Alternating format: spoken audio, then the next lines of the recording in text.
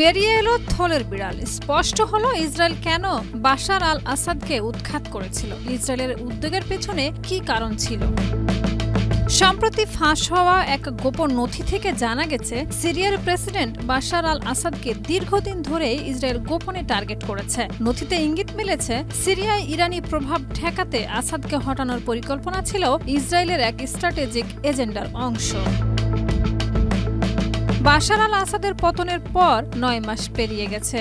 এই সময়ে ইসরায়েল বারবার সিরিয়ায় বিমান হামলা চালিয়ে দেশটির সামরিক শক্তি, বিশেষ করে বিমান ও ভারী অস্ত্রভান্ডার ধ্বংস করেছে। এরই মধ্যে সিরিয়ায় অন্তর্বর্তীকালীন সরকার এখন ইসরায়েলের সঙ্গে একটি নিরাপত্তা চুক্তি স্বাক্ষরের দ্বারপ্রান্তে রয়েছে, যা মার্কিন যুক্তরাষ্ট্রের মধ্যস্থতায় স্বাক্ষরিত হতে পারে। আপনার প্রিয় কাপড়ের যত্নে এলো এনজাইম সমৃদ্ধ Arik silver wash detergent powder, 500 গ্রাম মাত্র 70 টাকা। প্রিমার্ক।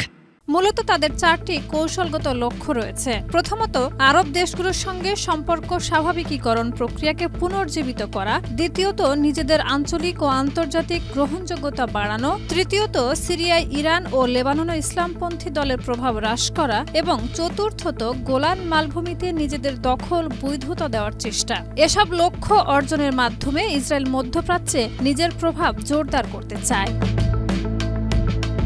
সব মিলিয়ে সিরিয়ার সঙ্গে সম্পর্ক স্বাভাবিকভাবে করার উদ্যোগের পেছনে ইসরায়েলের উদ্দেশ্য শুধু শান্তি নয়, বরং আঞ্চলিক প্রভাব বিস্তার, প্রতিরোধ শক্তির দুর্বলতা ও দখলকৃত অঞ্চলকে বৈধতা দেওয়ার সুপরিকল্পিত কৌশল রয়েছে।